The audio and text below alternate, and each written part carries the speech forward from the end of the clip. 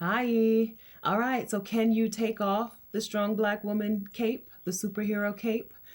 Spoiler alert, you can. Okay.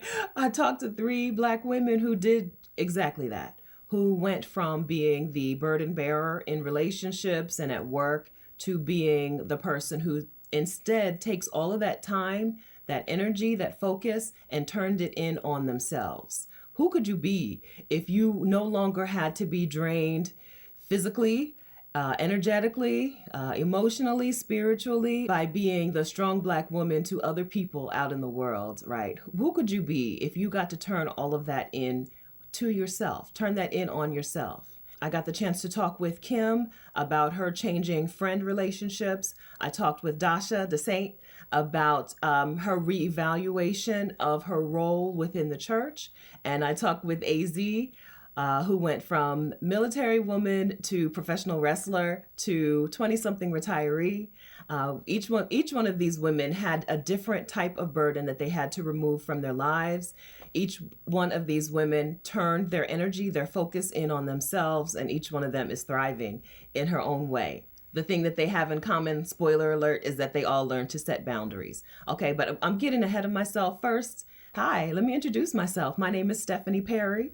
I'm a year round house sitter. I'm the creator of House Sitter School, and I am the co founder of Exodus Summit. I help Black women take a sabbatical or move around, move abroad, or bop around the globe as a digital nomad or house sit. I help Black women embrace ease. If that sounds good to you, make sure that you subscribe to my YouTube channel. Hit the subscribe button and then turn on notifications. Ring that notification bell so that you will be notified when I post a new video. Welcome. Okay, so we're just going to jump right into it with these three interviews. And then when we're done, I'm going to wrap things up. That's it. Hi, Kim. Introduce yourself. Hi, Stephanie. I'm Kimberly White. I'm a fitness enthusiast and a wellness advocate. Very excited to be here. I'm glad to talk with you today because I think that your life as a fitness enthusiast is kind of new. Is that right? It's always been there, but I just recently started to dive back into it, and it's been great. All right. It's good. Good. So let's talk about what your life looked like as a strong Black woman in the past. Would you have identified or labeled yourself as the strong Black woman at one point in your life? 100%. 100%.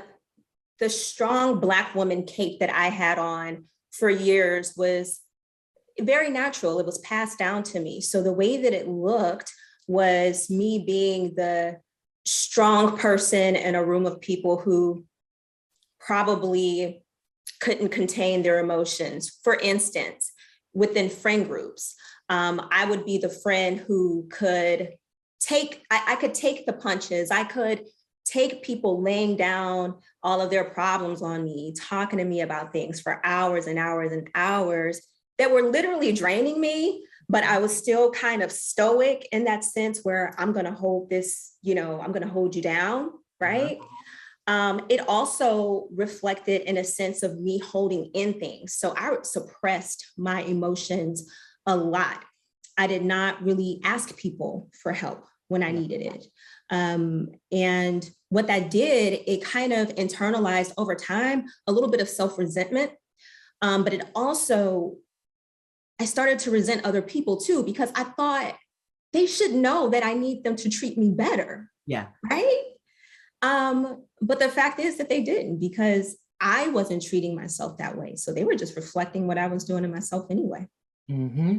I'm glad that you brought this aspect of strong Black womanhood up, the idea of holding it down for other people, and being like the de facto therapist. I used to say, I am fulfilling the role of therapist among this small friend group when therapists get paid. Like, what am I doing? They're trained, they get paid. Therapists Yes. have therapists, right? They have a therapist I didn't have any of these things, but here people are dumping their situations on me. And then I'm supposed to walk around and carry that. I think that this is an overlooked aspect of strong Black womanhood. We think about like the raising the kids and the being the Chief Justice of the Supreme Court, right? We think about those things, Yes. but we forget about the everyday ways that we're expected to bear people's burdens. So I'm glad that you brought that up, and I'm glad you don't do it anymore. I hope. Thank God I don't do it anymore. Mhm. I feel so much lighter. So part of what I believe in the aspect of wellness is that your relationship with yourself will be mirrored by your relationship with the people around you, whether it's your job, your friends, your girlfriend, boyfriend, whatever. It is all a reflection of how we are within ourselves. Mm-hmm.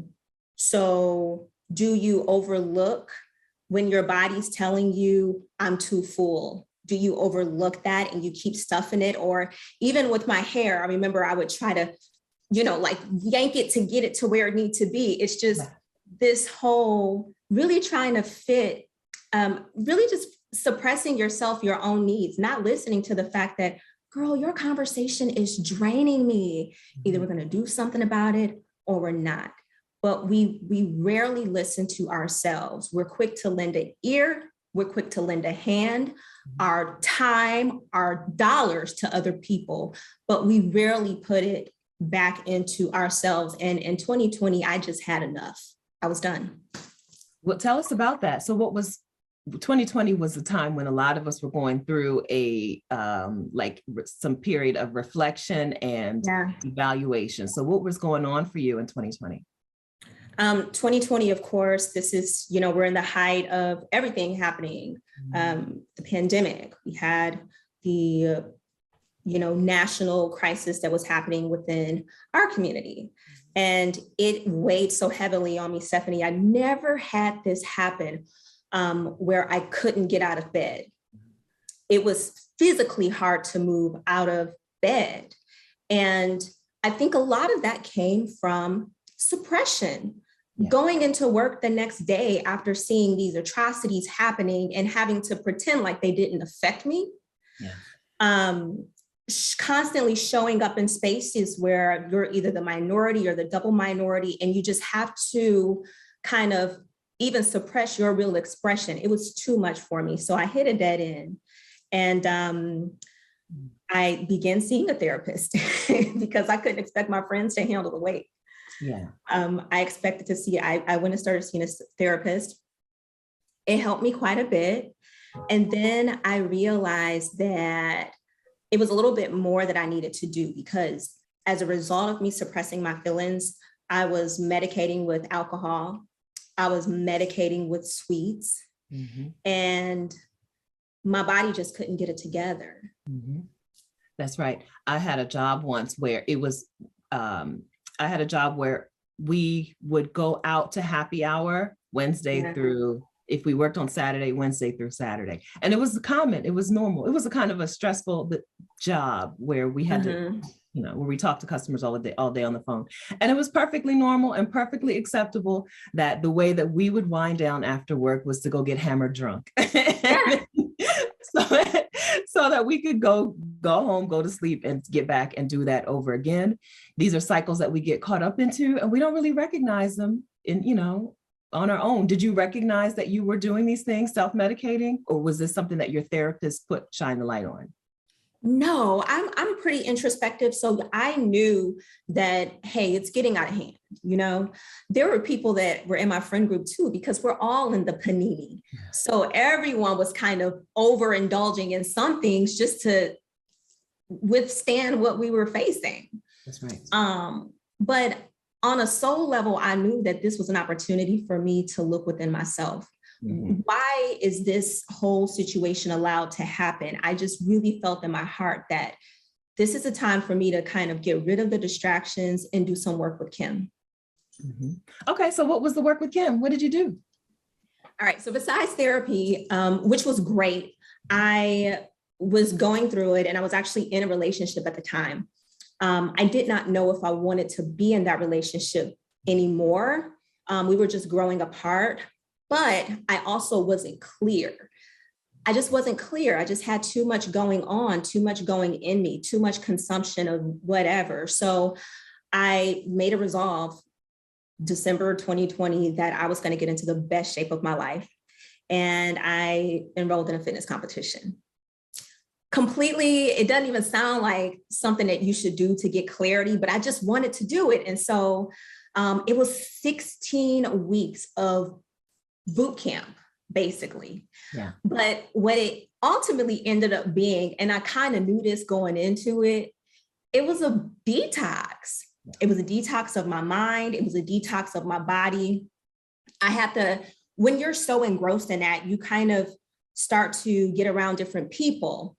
And because your focus is on eating, believe it or not, like you're eating 5 times out of the day. So you're, yes, it was crazy. You measure everything, Stephanie. Your life is planned around your meals and your workouts. So within that time frame, you had enough time to do your work for the day, do your workouts for the day, plural, and try to do something to take care of yourself and nourish yourself. So it was rough. It was a rough process to begin with, but when I tell you, it helped me so much. And as I look back in reflection, I remember someone saying, whenever you see a woman that's about to make a change in her life, it starts physically. We cut our hair, we get implants, we do all these different things. So it was a huge catalyst. And mind, body, I began to connect with myself so much more. I would connect with nature. I had to go out and do cardio twice a day. So I was getting outside, I was getting fresh air. I wasn't sitting at home on YouTube, even though I love YouTube, wasn't sitting on YouTube all day. The food that I was eating was clean. I wasn't drinking alcohol. I mean, you had cheat days, but I really didn't. And so I started to notice this clarity that was taking place within me. Less arguments. And my, well, am I going too far? Do I need to? No, I'm with you. I'm taking notes, but I'm with you. Okay. Less arguments in my personal relationship. I didn't feel like when I used to go out and drink, it was cool, but part of it was also a little bit of social camaraderie, just to be involved with people and to bring down anxiety a little bit. Right. I started to feel more confident just showing up in a room as myself. It was huge. And I think when you're paying attention to your body and that, wow, I'm thinking clearer, I'm coming up with answers faster, you start to have a different appreciation of what they say when you have to guard your temple. Yeah, it had a certain level of peace about it to me that when I went into even, business meetings and things of that sort, I wasn't as timid as I was before. I was able to stand up for myself and say, I don't like that. This is what it is. And I think sometimes we don't do that because the strong Black woman, we're just going to deal with it. Sometimes it can look that way. Like, I'm just going to deal with what they do and I can handle it. I can shoulder it. Well, sometimes you don't need to shoulder it. Sometimes we need to tell a person, I don't like this. This is uncomfortable for me, whether it's in a job or relationship. So I ended up going through the process and noticing all of these changes. Another thing that happened, even though me and my partner did not argue as much, I got very clear on the fact that this isn't going to be a long-term relationship. And so we parted ways. Part of that was just because I had to honor what was really happening within my heart. As much as you love somebody else, you know what I mean? Sometimes you have to take care of your own happiness and trust that the universe will provide for everybody else's happiness. You don't have to be the universe. You don't have to be Mother God or Father God or whatever you want to call it. That's right. There's some kind of like disconnect or some kind of like thing that happens where we see something that needs to happen. And then we think that we have to be the one to do it. But like, if you're not the one who does it, it's going to get done. Somebody's going to do it. It doesn't have to be you all of the time. Yeah. That clarity that you're talking about, so that clarity, I think, is unique to having free space in your mind. I think so I know that a lot of this you're attributing to the actual workouts and the actual eating, but like how much do you think was also just a result of other people not having a chance to occupy space in your mind during that time? You get to pour into you. Yeah.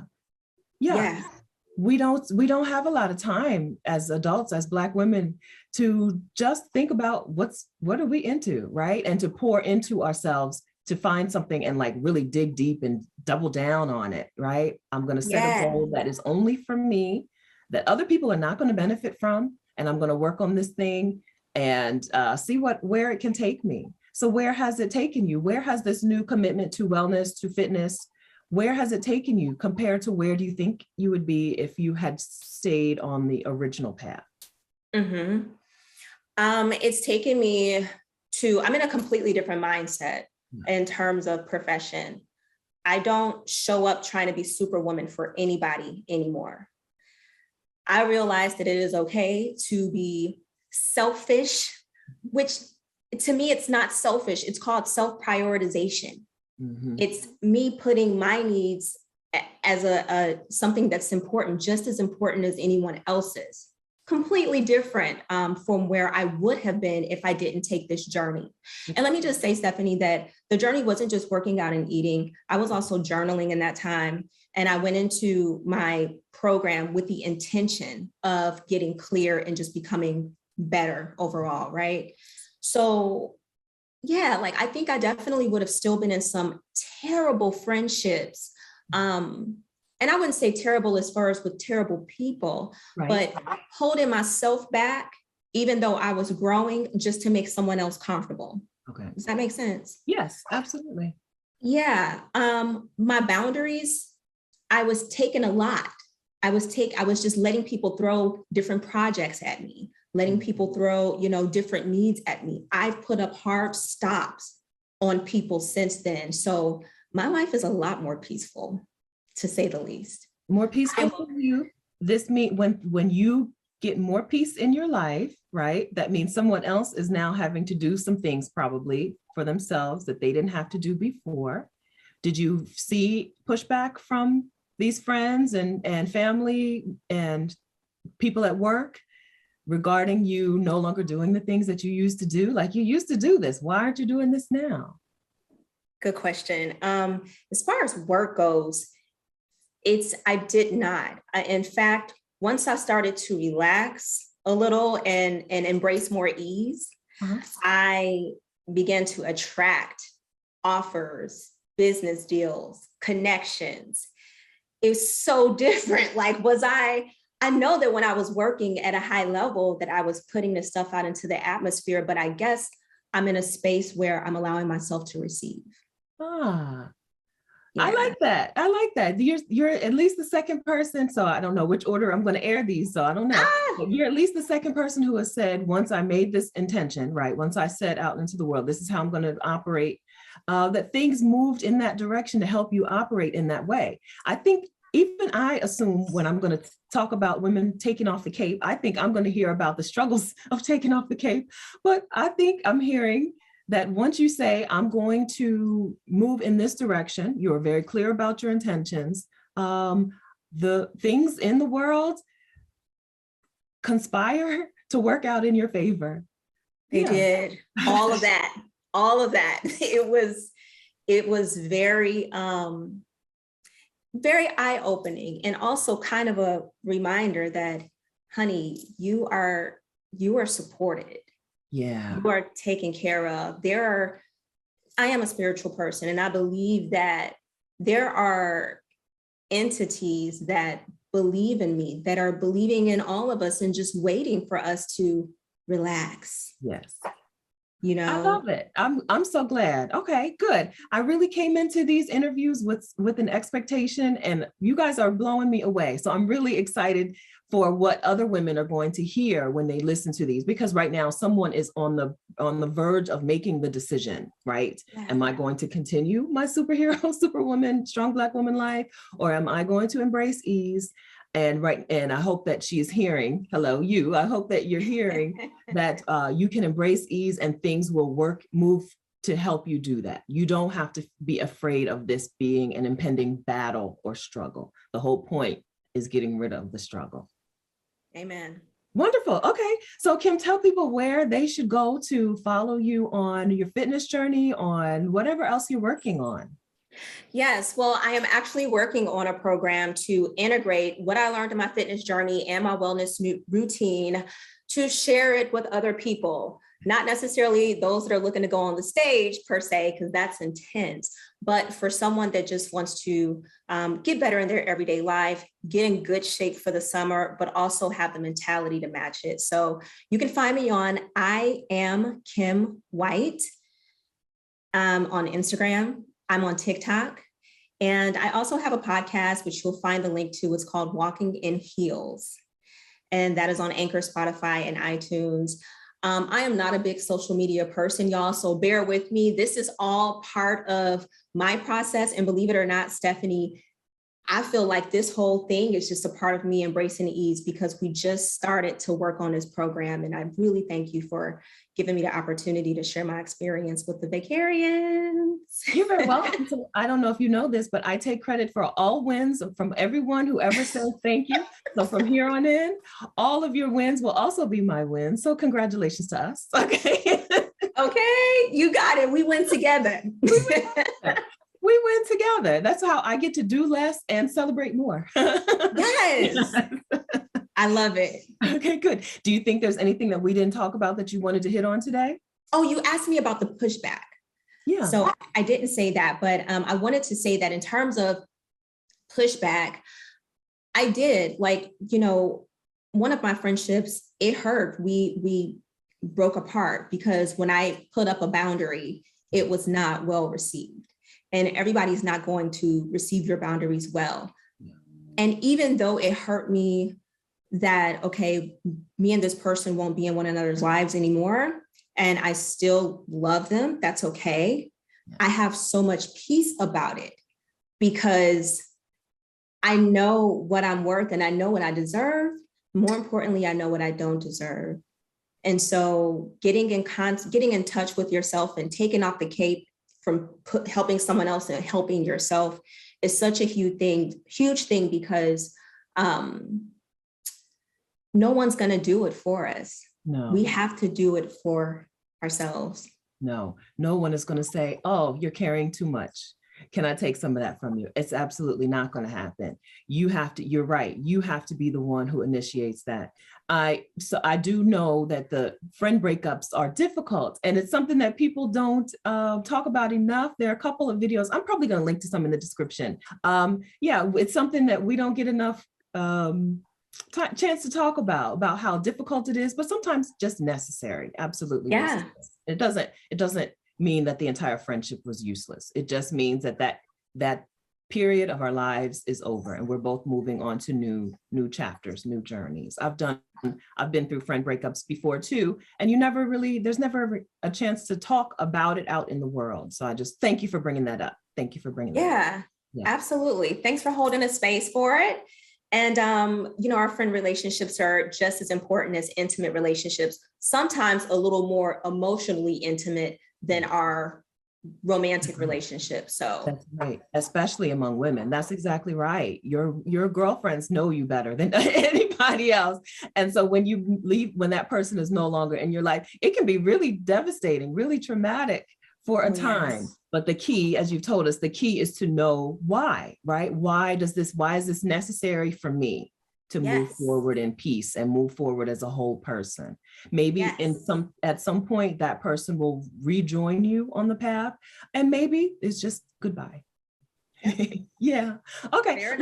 Let's bring this up a little bit though. Let's end your interview on a happy note. Okay. So tell me, so you've talked about how you are better, how you are a better version of yourself today. Is there something unrelated to fitness and wellness, unrelated, that you've picked up, a fun thing, I'm putting you on the spot. Is there something fun in your life that is there now that wasn't there before because you didn't have the space for it or the time for it? This is going to sound really, really boring, but I am in love with nature. Yeah. I can't get enough of it. I go outside, I go to the park, I lay in the grass, I look at my feet next to the clouds and play with my toes. I just have such a great relationship with nature. I love going out.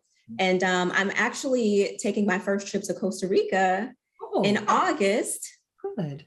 Yeah, and you were part of that. Like, okay, y'all need to go to Costa Rica and check it out. So that's the newest thing for me. I've always been into different things, dancing and yoga and things like that. But nature is pretty awesome. Nature's pretty Yeah. dope. It's so healing. It's we're over time, and so I'm sorry, but I That's told you I okay. was going to go over. Okay, it's so healing. We forget that. I put myself in situations where I don't get to enjoy nature, and then I get out and I'm like, oh, why don't I do this more often? Yes, Yes. it's like a boost for our brains and our wellness, just right out, just all around us. Yeah, so good. I'm glad that you're embracing that too. Yes, all around us. When you were in Carousel, I was like, she's suntan, she sun kissed, Yeah. and you seemed so happy and vibrant. I'm like, that's good. That's doing some good there. Yes. Yes, Yeah. it sure did. It does. More of that, right? More of that. That's why we create a life where we can do the things that we want instead of being in an office, being the superhero of the office. We can go out Hmm. and live our beach of dreams and enjoy it or enjoy ourselves. Well, I'm Yeah. going to have to get with you about your coaching program because that's what I'm looking to do. Good. I just want to chase sunsets. Yes, that's it. That's it. I recommend it. I recommend it. Costa Rica is a wonderful first start. Wish me luck. Hopefully, I Yes, don't see you'll any love it. spiders. You'll be okay. You'll love it. Thank you so much. Okay, Kim, All right. thank you so much for joining us. Thank you, Stephanie. Best. Hey, Desai, welcome. Hey, Stephanie, thank you for having me. I'm glad to talk to you today. So let us know, give us a quick introduction. Introduce yourself quickly. Well, I am Dasha St. Remy. I go by DeSaint as a play on my name, Dasha St. Remy, the Saint. Most people can reach me at Rev DeSaint, at Rev DeSaint.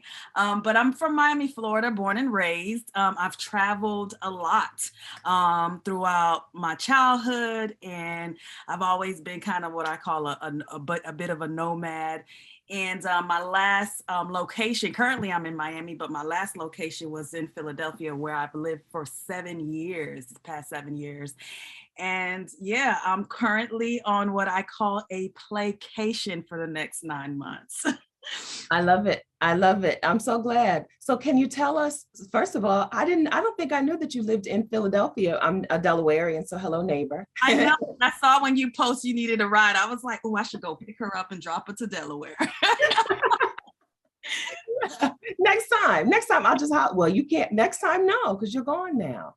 You're back enjoying the good weather now. Okay, so so today we're talking about Black women who used to wear the superhero cape, right? Who used to wear the strong Black woman cape and who have taken it off, burned it, cut it into pieces, whatever. So what did strong Black woman life look like for you? What was that cape in your life?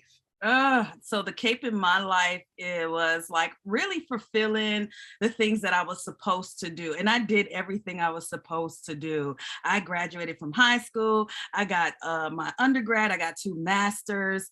I've worked in various places and spaces. In the school, in the hospital, mainly as a minister, as a social worker.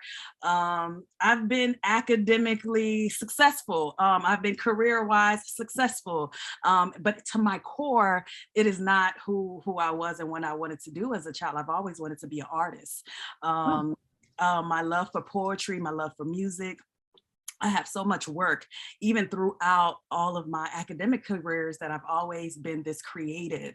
And so I kind of, when I went to seminary 10 years ago, I coined this title as an artistic minister, where I was able to bridge my gift for the arts as well as being able to minister to people and counsel folks. So I see how all of it has come together now, but I got tired.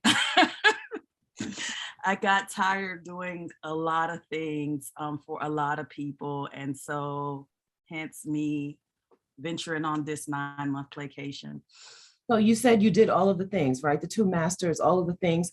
Who told you to do those things? Like seriously, if it wasn't something that was deep in your heart, where did those check boxes come from?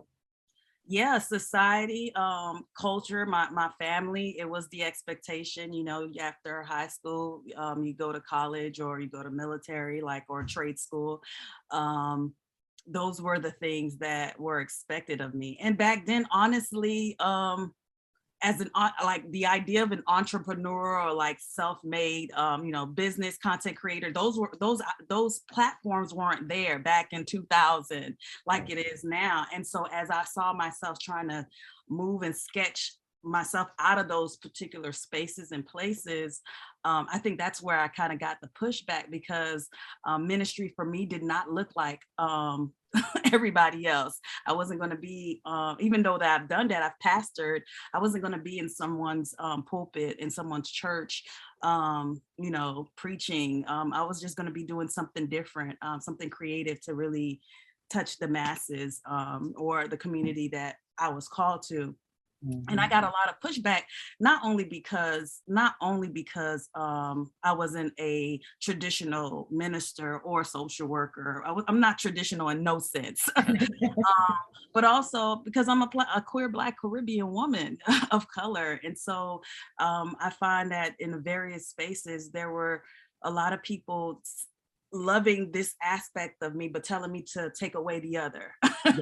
Yes. I preached at a all white congregation who accepted my queerness, but me being a Black woman was challenging. I preached, or I was pastoring a all Black church, and my being a woman, which was very innovative. Women right now preaching is like taken off. But yet my queerness was came to question. And I knew that these spaces, as much as I love them, and I love being in worship spaces, and I love being with people in that way, me continuing to be questioned for my calling was not the calling.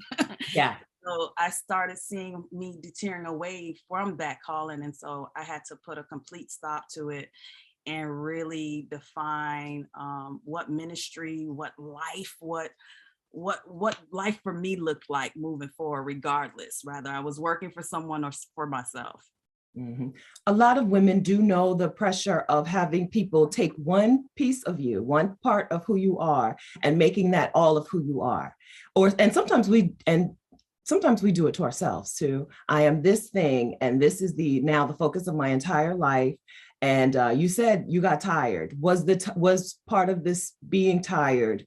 Was part of that just from the added struggle, the added strain of being, trying to be what people, or not trying to, you weren't trying to be what people wanted you to be, but the added struggle of always having to have that struggle, right? Always having to have that fight. Yeah, I think the struggle for me was I was that what people wanted me to be, but there was this actual, and that I wanted from myself, but there was still some limitation placed on me, or rather there were limitations. And I guess that would be the same thing. There was not room for me to expand and show more of myself and they wanted to keep me confined to this box, to this standard of being. And I'm fluid in all ways. I'm fluid in the way that I present myself. I'm fluid in the way that I express even my artistic work. Like, I never want to limit myself to just one medium, one place, one thing. And that's how we are as beings. And some of us choose to show one aspect of ourselves, or maybe two or three. I want to show all of it.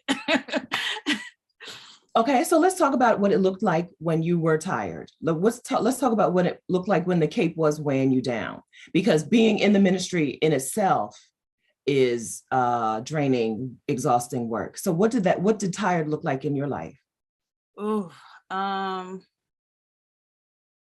tired look like showing up for everybody else but myself. Tired look like not enough rest. I think one of the gifts that the pandemic, pineapple, whatever people are calling it, was the gift of rest, to the point where I remember saying to myself, when the pandemic happened, maybe 3 months in, And I said, you know what, let me take advantage of this time and schedule nap time. I scheduled nap time so that I could just rest. And it doesn't mean that it wasn't difficult. The season of pandemic was difficult, but I had to lay myself down. Talking about laying down your cape. I had to my cape was laying myself down. Be still, Dasha. Be silent, Dasha. Stop showing up for everybody else but yourself, Dasha. And so I had to literally lay myself down. I exhausted myself. Yeah. Okay, so then what happened? What did this new transformation look like? Let's talk about your placation. Let's talk about it. My placation. So I have to talk about December last year, which was the first time that I took a trip after being in quarantine for 2 years. And I'm someone who's well traveled. And I went to Colombia for 21 days. I promise you, Stephanie, I had no money. I kept on telling my brother, I missed my brother's wedding in Colombia because of what was happening. And I promised him that I was going to visit. And so I did visit Medellin for 21 days. And I said, I don't have no money. I hadn't been working. I said, I could just purchase a ticket. And he was like, just come through, sis. I got you.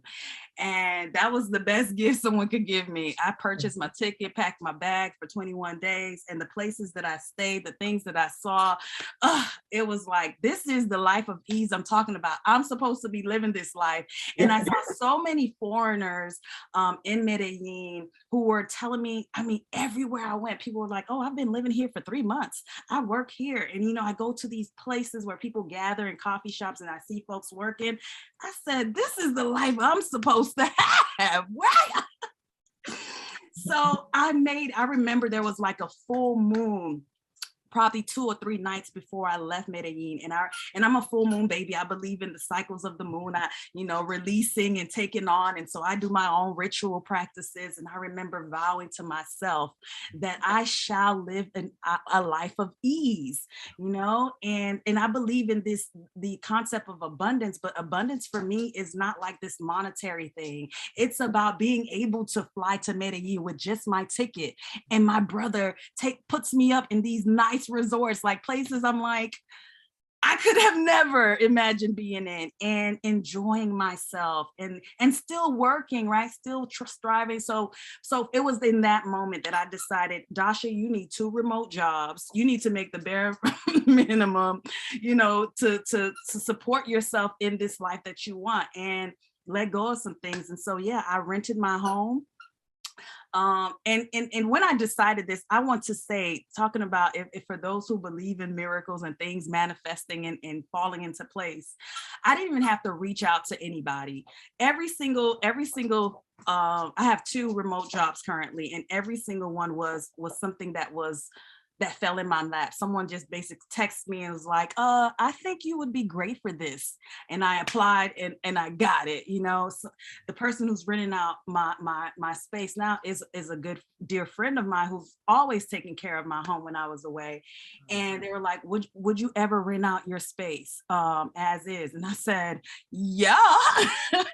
And things kept on just falling into place. And so I made up on my mind. May 1st was my last day in Philly to start my 9-month placation. I had a placation celebration to share folks what I was doing, had a live band, and I was really just enjoying myself. And it's really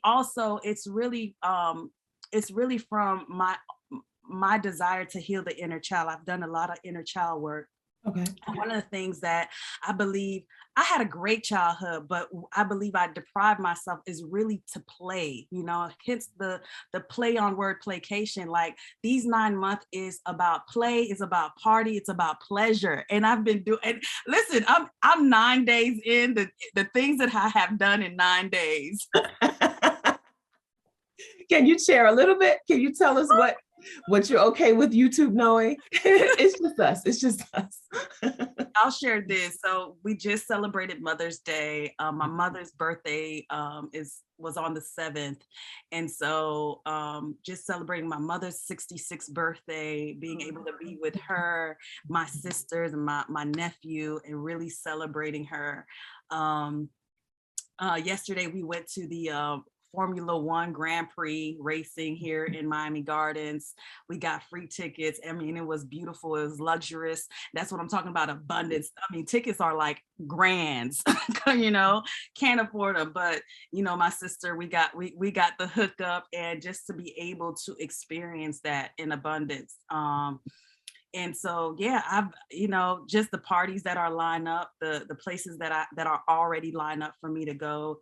I'm just excited about just also celebrating other people. A lot of my friends are celebrating birthdays outside of the US. And so I'm joining them. I'm like, yep, I got the time. Let's Got go. time now. That's right. Yeah, you have time now. We miss out on a lot, even with people who are right where we are. Sometimes when people talk about going abroad, they're like, "Oh, but I would miss all the birthdays and all the weddings." And I'm like seriously, do you get to them now? How many of them are you getting to now? How many times are you like, I can't go. I got to work. I got this. I have that obligation. Yeah. So I'm glad that you're getting to participate in your friends and your family's lives during Yes. this vacation too. Great. All right. So you're a good example for all of us about how once you say out loud the thing that you want, things can happen for you. We don't have to necessarily know how it's going to happen. You said in Colombia, I wrote it down. I'm supposed to be living this life, right? And now, boom, living this life. 2 remote jobs. So 2 remote jobs sounds wonderful and also terrible. So are you working 2 full-time jobs? None No, of they're them. not full time. So one of them is actually they're, when I tell you they're not part time. They're part time. They're no. Okay. So together they'll make a part-time job. I mean, it's like basic minimum. Because the reality is it is not expensive to live abroad. Once you get there, it's not. And I keep telling folks, like, I can survive off of less than $100 a week in Medellin, you know? And so one of them is a art therapy job, and I only have to meet once a week with my group remotely. And the other is content creation, you know, helping folks with their podcasts or their internet, I'm sorry, Instagram, various platforms that I kind of help navigate content creators and my own content creation. I'm a filmmaker, love short films. I call them poetic shorts. I put my poetry into film. And so there are a couple of scripts and projects that I need to finish myself. So, you know, even though I'm currently not getting paid for my own personal work, it's okay. I have time to do that. And that gives me pleasure. It's part of the play. It's all That's part of right. the play. That's right. Good. Okay. So since you're talking about this, tell us where we can go to follow your work and also follow your play. Where can we go to follow your playcation as well? Awesome. Yeah. So I just set up a Patreon. Someone said, Dasha, you ain't got a Patreon? I said, nope. And I'm not that, like, I'm a type of person. I don't really expose like all of my play because I'm not for consumption like that. Because I also think that's work. But I did set up a Patreon for those who like to support me on my play. And I do plan on posting at least once a week on Sundays, just to kind of inspire folks the things that I've done throughout the week. And that's patreon.com/DasaintPlaycation. That's DasaintPlaycation. Saint Playcation on Patreon. Anyone who wants to support me, any of the tiers, I would greatly appreciate it. But I'm all my social media handles on Twitter and Instagram is at Rev Desaint. Rev Desaint. Stephanie asked me earlier, so do I call you Rev Desaint? No, that's one of the capes. I'm taking off the titles. I'm just Dasha Desaint. But yeah, that's where I'm at Rev Desaint. And if you're on my Instagram, I have a link tree. You can see all of my work, from my music, from my short films. And I believe the Patreon account is on there too. So yeah, follow me there. You'll get most of my other contact information. Perfect. Okay. So we're over time, but can I still talk to you for a couple more minutes? For sure. Okay, thank you. I told you. Okay, so you have taken off the cape. You are enjoying play. You're enjoying travel now. How terrible is it? how much has this changed you, and how much do you regret it? Oh my gosh, I totally regret this. I still wish I was back in Philadelphia at the church doing How whatever. painful this is for me. It's so painful for me. Listen, it's so even when I find myself in moments where I'm thinking back, like, oh, I miss someone, or I miss this thing or this place, it's just for a moment. I mean, I have so much joy. I'm getting all the vitamin D. I have to relearn Miami. I haven't lived here for 10 years, so I get to play in the city that I was born and raised and learned it again, and that feels good.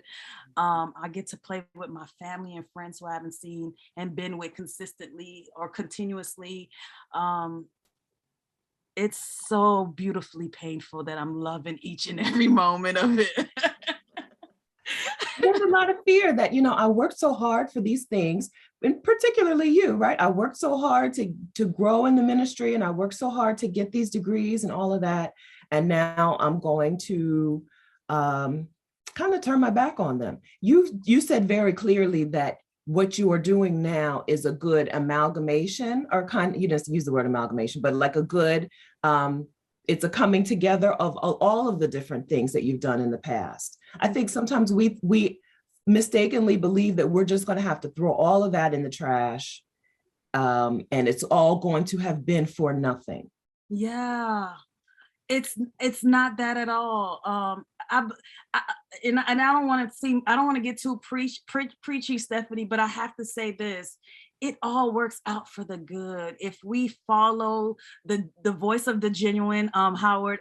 This is Howard Thurman, voice of the genuine, the voice inside, and it's really our oldest self, which is our youngest self, that's been journeying with us. Our youngest self is our oldest self, right? And this is the work that I've been doing, that inner child. If we listen to that voice, that inner child voice,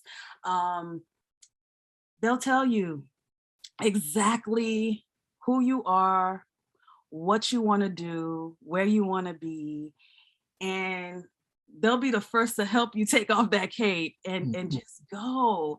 The difficult part is not in this part of the journey where I'm at now, where I've decided I'm doing it now. I think that it's really deciding right before you actually decide. That's the difficult part. And I had that struggle, like, oh, how is this actually going to happen? And I just had to decide. And when I decided, everything else fell into place. That's it. Okay, we're going to end it there. Thank you so much. It was such a pleasure talking with you, and I can't wait to see the pieces of your placation that you want to share. You're very right that once you start sharing all of it, it becomes more work than play. So I'm glad that you recognize that already. Don't fall into that trap, but enjoy yourself. And, I will be peeking in. Okay. I have to meet you, Stephanie, in person. It has to happen. Yes. It Yes, will happen. it will happen. Yes, indeed. We'll be popping around together sometime soon. Yeah. So let us know where you're going. Okay. So the first three months of my trip is mainly going to be in the US, just traveling to see friends and family that I haven't seen for the past 2, maybe even 3 years. I get to play and party with them. And then the next 3 months is going to be mainly in South America, starting with Medellin, going to to the coast of Colombia. I plan on landing in Curacao in September during my birthday, and going right over to Aruba, which isn't too far, to meet up with some friends there and play some more. And the last 3 months of the journey, which is the one that I haven't really ironed out yet, but I want to pay homage to my ancestral land. I would love to end in Haiti, where my parents are from, the Bahamas. I have family there I haven't seen beyond more than 10 years. And so just kind of paying homage, and that's a good way to giving gratitude throughout the whole trip. But I know it is a gift to be able to pause and play and find pleasure and party during these 9 months of playcation. So those are the various places and spaces I will be in.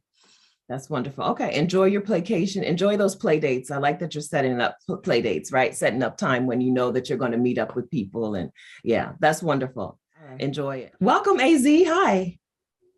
Hey, Stephanie. Introduce yourself to everybody. Well, my name is Azali, but everyone calls me AZ. I am probably the youngest retiree that exists in Stephanie's world. Yes. I used to be a professional wrestler. I used to be an actress. I used to do a lot of different things. I used to be in the military and the army, same as Stephanie as well. And and now I'm here living life under my circumstances. So feeling good. Feeling good. Where's here? So right now I'm back in London. I just was in Austria. I came back yesterday. London's like my ground base now because everything's extremely cheap and it's just an easy place to commute out of. Like I went to Austria round trip for $20. So that's pretty amazing. And I like that. And I'm going to keep doing that. That is pretty amazing. So I just talked to you or just like messaged you 2 days ago and you were in Austria. So I thought you were still in Austria. AZ be bopping. Okay. So when she says she is the youngest retiree, she means it. All right. So let's talk about life before you had the opportunity to be in London and bop to Austria for $20. Can we talk about what the Superwoman cape looked like? What your life looked like before you decided to take off that strong Black woman cape? Cool. So for me, as I said, I enlisted in the military when I was like 16 and a half, 17. I had this very structured life because people in my life have served in the military actively as well. So I had all of these type of circumstances put upon me to kind of continue that path. And then when that kind of fell apart for various reasons, it was now, what are you doing next? Like, what is your plan? Because you have to have one. And mind you, when everything fell apart for me, I was like 19, 20 years old. So I was really young and I felt very much a lot of pressure into saying, okay, well, I have to, there has to be a next step. So I went to university, originally to study journalism. I dropped out because I was just dealing with so much PTSD and different things from my time in the service. And then I started to do professional wrestling because I was passionate about it. I've always been like the athletic, but like also theatrical person. So it was like a perfect combination of both. And I did love that. But for me, I started to realize once again, I was falling into the same place of like staying into something or doing something longer than I probably should have because of other people's expectations. And then I went back to school and I went to school for psychology, which I am passionate about. But I wanted to do these things the things that I'm interested in doing, I want to do under my own terms. And a lot of times I felt a need to be on everyone else's terms. And I'm very family oriented. And I found myself doing these for my family. I found myself excessively taking care of my family by myself, shouldering that responsibility financially, spiritually, emotionally. I found myself very taxed and drained all the time because I felt like even though I wanted to do things for myself, everything I felt like I was doing that I thought I enjoyed, I started enjoying less and less because I started to realize, you're doing this and you're doing it on this level because of them. And that's not what you want.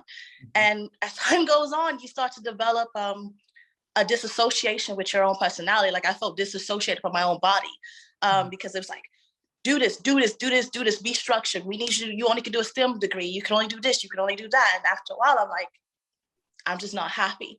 So even though I went to continue my education in psychology, and I will go on to continue into my master's program, but I started to think like, do I want to go and be because I wanted to, like, the theory was go and work for the VA, be a therapist with them, provide services to other veterans, which I want to work with veterans, but like the idea of being in such a structured environment and having to be answering to people and having to do certain things was like impossible for me. I had no interest in it. And for me, I still have a lot of regret because sometimes I'm like, I'm still young and I should be able to go back to that world. But whenever I wake up in the morning and I sit down with like a cup of tea and I just stare out at the beautiful plants and watch the sunrise, I'm like, nah, good. This is good. Yeah. Yeah. So because going back to the psychology degree is also going back to going back to the psychology work. It's also going back to the role of being the burden bearer for other people. You've gotten yourself free from being that for your family. And is there a way to go back to psychology without taking all of that back on, right? Is there a way to go back to doing that, filling in that role in work without filling that role in your family or in your personal life? I don't see people navigating that very well, frankly.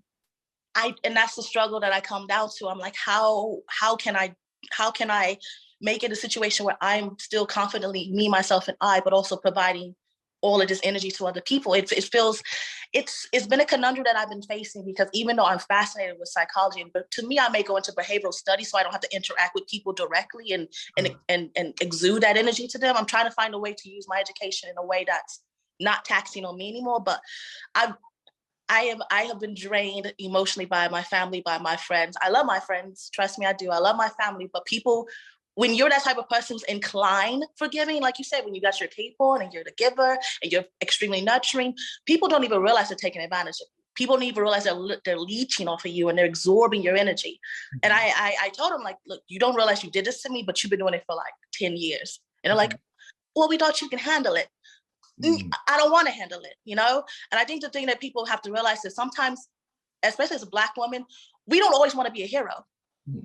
I don't want to be like, I'm not here to be a hero. I'm not here to be a savior. I'm not here to be the person who is making these gallops and leaps for change. And that's not what my path is in life. And I decided that when I first discovered you a few years ago, when I was like 25 years old, I'm like, I don't want this. Like, why? And I'm like, why can't I have it now? Why do I have to wait until I'm in my 40s or my 50s? Like, who's to tell me where my destination needs to be? Why can't I just live the life I want to right now? If I can make it work, which I have done fantastically, by the way, then I'm going to go and live it. That's where I am right now. Good. I'd like to talk about professional wrestler life, if you don't mind. Can you tell me? Can you tell me, so a family who has the military, like the history of being a military family, right? How does that work? How were they into this whole I'm going to be a professional wrestler thing?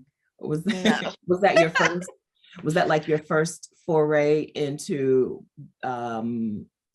exercising your own will, right? Your first time saying I'm going to try to carve out my own path, or was that not even a path that you chose? I've always been hard-headed. Like, no matter what they wanted me to do, I'm just like, I'm gonna weasel myself into doing something I want to do. Like, as a teenager, like in my early teens, they wanted me to focus on school and academia. And then I was like, well, I'm gonna go do musical theater over here in this children's theater, because at the end of the day, I'm passionate about that. I'm interested. And so I've always been like a little bit of a weaseler.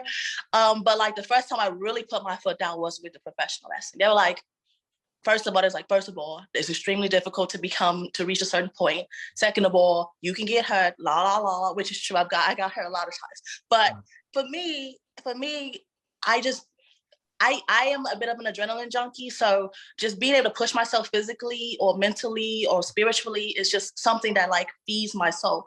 And so when I decided to do that, they had to come to terms. I mean, even now, because I was telling my mom, I'm like, I kind of want to do a couple of matches. And she's like, really? She's like, you're living your life the way you want to. You want to squeeze in some wrestling. I'm like, well, I just kind of miss it. She's like, you're going to get out, blah, blah, blah, but do what you want to do. That's the way they say.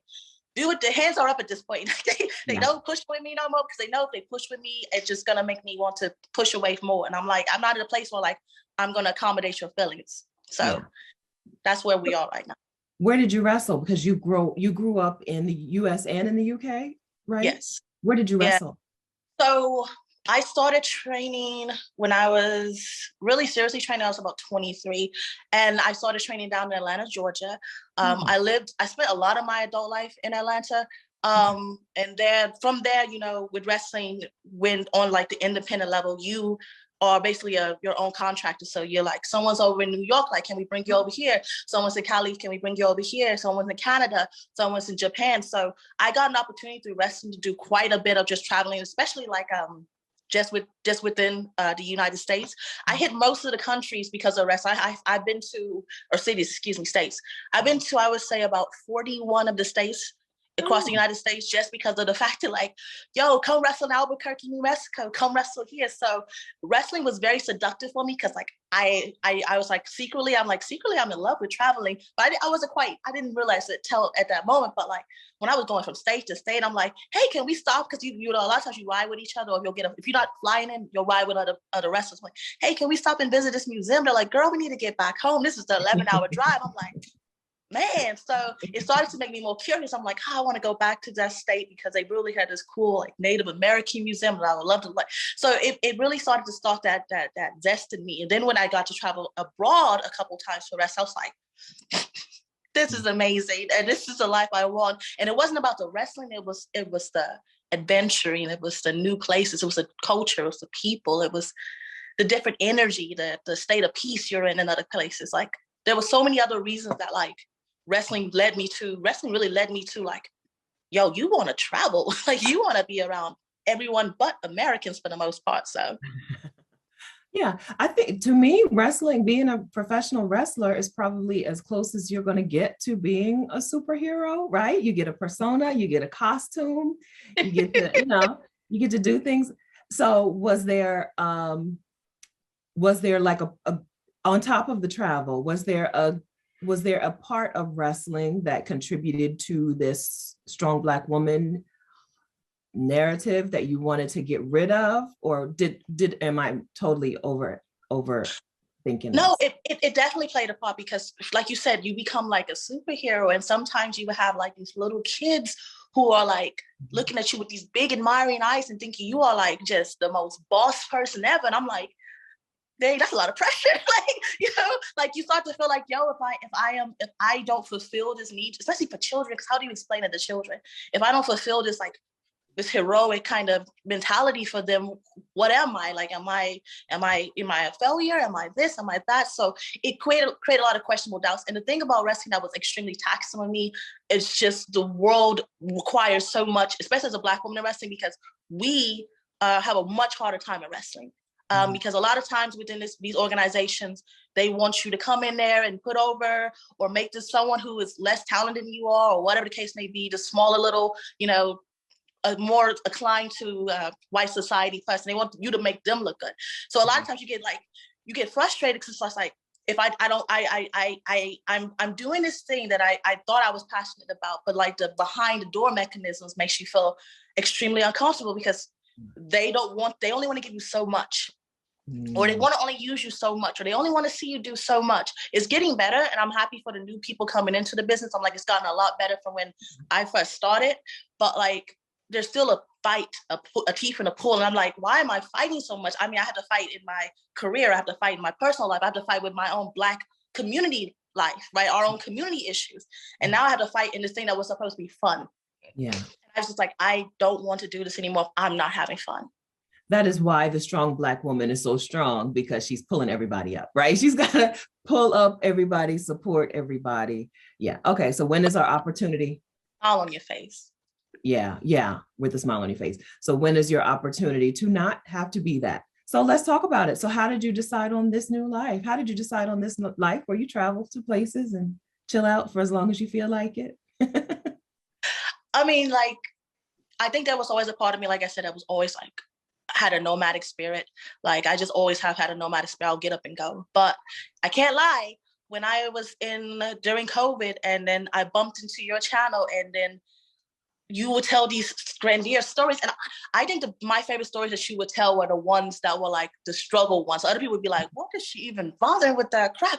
I was like, look at her go. Look at her making $1 out of a penny. Like, I was impressed by that. She was like, look, I had a, what I'm saying? I had a, like, when I was in Australia, I was working and doing this, but I got this, and this. And I was just like, yo, like, the idea of like putting myself in a situation where like I am extremely uncomfortable, but the end result is so rewarding.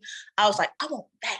Like, I want that. I don't know how I'm gonna get that, because when I first started watching like 2 years ago, I'm like, I had no plan. I was like, I don't know how I'm gonna make that happen. But like I told myself after like a month or so of watching your content, I was like, I don't know what I need to do. I don't have an end line, but today I'm gonna start putting into this universe that I want that. I want to be able to travel. I want to have those experiences. If I got to be a little uncomfortable, I could be uncomfortable. I was in the military. I know how to be uncomfortable. Yeah. I was like, I want to be able to struggle through and trudge through it. And then when the things start getting good and you start having a really good experiences, all of it. So I was like, I was down for the journey. I was like, that, what I got to do to make it happen. So it was that lingering feeling of always knowing that I'm not supposed to, I don't think I'm supposed to be a person who sits still. And then seeing someone who did not sit still and is so glowy and smiley about it, I'm like, let's do that. We're going to make that happen. It can be hard for people who are into the adrenaline thing, right? You called yourself an adrenaline junkie. It can be hard for you guys in particular to stop the struggle. I've already talked to a person who worked in social work and in ministry, right? You guys are the types of people it can be hard to give up the struggle because for you in particular, the other alternative seems so boring. And so I'm glad that you found a way to have fun, feed the adrenaline junkie, and still not struggle. So how are you? So you're traveling and you're not struggling. Are you living in abject poverty? Are you going to places and pooping in trash cans like I had to in Australia? Or are you able to treat yourself? If I'm being honest with you, look, I saw that. I was like, I want to do that. But then I was looking at my finances. I was like, I don't have to do that. Part of me is like, yo, I feel like I cheated a little bit, but I was telling myself, I was like, I don't know. I can find other ways to be able to be like, I feel like I'm empowering myself, blah, blah, blah. But so it's not abject poverty. Sometimes I'm able to kind of bring myself to a state of luxury. I would say like it's 50-50, it's like more like normal life and then like kind of luxury living. So usually when I'm stationed and I'm more localized to like England or something like that, it's more like normal life. But even with normal life, it's like I have everything I need and more. And then when I'm like, okay, I want to go and travel to Austria or I want to go and travel to Croatia, now I'm like, it's time for that lux life. It's time to be able to have and do anything I want, have the experience I want and live under my conditions. So it's like 50-50. When I'm stationary, it's like normal. But I haven't had no abject poverty. I don't know how I can make that happen, but like I have mastered my finances. Because part of me is like, I want that adrenaline jump. I want to be like, whoa, let me tell you, like, what's that like? But I was like, I don't have to be uncomfortable, so why be uncomfortable? That's right. I don't do that anymore because I don't have to. You know what I'm saying? No, indeed. Yeah. So let's talk about, have you seen a change? Have you noticed a change in you now that you get to treat yourself, now that you get to live your dream life? Are you any different? I'm like, when I tell you that, like, my whole personality type has changed. Like, I was always kind of soft with my friends. Like, they were like, girl, let me tell you about that. I was like, and then now I'm more like, I will put my foot down. Like, I don't want to hear about the negativity. I'm like, I don't even like allow it to come into my space, which is, my friends are like, well, what are you good for at this point? I'm like, I was your friend. Like, I was good for. But like, I'm in such a state of peace, and my interaction with people are just completely different. Like, I've had like friends that I've had like exes, and when we had conversations, like, who are you? You're just so like free. You're not uptight. You're not wound up. You're not waiting for something to drop with your family. You're not waiting for something to fall apart with your work. You're just like, I'm more fluid. It's like I go with the flow. When positive things happen to me, I'm like, awesome. When negative things happen to me, I'm like, okay. And then it's like, it's not this sense of like dread that I used to have, because for me, traveling has made me an amazing problem solver. Yes. So even though I'm like, something happens, I'm like, instead of me like panicking and not necessarily knowing how to come to a conclusion, I'm like, girl, you've been here before. And then if you haven't been here before, let's start to look around and we're gonna figure this out together. And that's where I am now. I'm like, I'm amazing at problem solving. Like, my family sees that too, which has inspired them to want to travel. They're like, well, you didn't mess up a bunch, so now we know what not to do.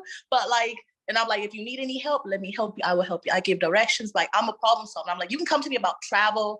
And I created boundaries I didn't used to have. Like, I'm like, okay, here's what the things we can talk about. And these are the things I will entertain. And here's the things that I'm just like, I have this has no space in my life. And I think being able to be bold enough to have boundaries, even with like my mother, let alone like, you know, my sister, who's like the closest person to me, being able to have those boundaries, once again, has encouraged them to do it as well. Like, they're like, dang, like, you're so happy. You're so like, you're just so in tune with yourself now. So you must be doing something right. And I'm like, maybe, I don't know. I love to see it. I love to see a Black woman fiercely protective of her peace. We're used to seeing Black women fiercely protective of other people, right? And I love to see what it looks like when you turn that on yourself, right? When you turn that protection, that piece onto yourself. When you say this is what is important to me. It's my peace of mind. That's what's important. I'm going to protect that at all costs. It changes the way that a woman looks, right? We all look different now than we did before because of that change that we were able to make. So I love to see it. I love it. And you're still in your 20s. You're ahead of your time, right? You're really ahead of your time. A lot of women have to go through decades of being the family support, being the family rock, decades of untreated PTSD, right? Decades before they take a turn. So I'm glad to see that you're doing it now. And you did you ever feel like I'm too young to be doing this? I need to Yes. do something different. I need to do something more serious. This is the time to do serious. Yes. All the time. But like I feel like, especially growing up as a black woman in the Black community, like even though I split my time, like a lot of my time was just Chicago, Midwest. So it's like you grow up in the community in itself traumatized you, right? Like our own community can traumatize you. We spend our whole lives in a state of trauma because we don't get the sense of like freedom and like not having to be concerned about things that other communities have, because we don't always have the sense of protection. Like you said, we protect each other or something like that, but we don't usually get that protection within our own community. So there was a lot of times where I was just like, I'm not supposed to be doing this. Like I'm supposed to be striving for like the best in my career right now. So to be planning a family right now. I'm supposed to be like, these are the things I'm supposed to do. And I like went back and forth with this. And I can only imagine like when I think it's almost better to do it younger if you have the ability to do so, because like the older you get, the more it's like ingrained in you, and it's more like this is like your everyday, this is your natural instinct. And for me, I'm like I didn't allow it to get too natural. It wasn't like my everyday everything that like I didn't give 100% to it, but like I still worry. I'm like even to this day I'm like, but then I look at my peers and I'm like, what are you really doing though? Like what are you really accomplishing? And when I have a conversation with you, all you do is find things to kind of fall apart about. So they don't get that from me. They're like, you just always happy. I'm like, sure am. Be jealous. That is the antidote. When you start to feel the pull to, maybe I need to, I don't know, be a serious person. That's the way I describe it, right? Maybe I need to be a serious person and stop being a person who like focuses on joy. Let's focus on being a serious person. Then you look at serious people and they are so miserable that you're like, no thanks. I was not intended to be a serious person. They can have it. There's plenty of serious people in the world. Let me be one of the joy-stricken ones. They can have all that suffering. Go on. So yeah. They can have it. Yeah, when people come to my comments a lot and they're like, where are the men? How come y'all don't have men? I'm like, well, you know what? If y'all made it look more appealing, we would have them. But you got to make it look appealing. If you're going to make me turn away from this, you're going to have to do some work. Right now, it does not look appealing. I'm not going. I don't know when you're. There needs to be benefits. Like there has to be perks. Why give up my peace to take on burdens? Like I need perks. Like come on. Where are the perks? That's right. Yeah, I think that it's lovely to see you not be a serious person. It's like because you are very there. You can spot young serious people, right?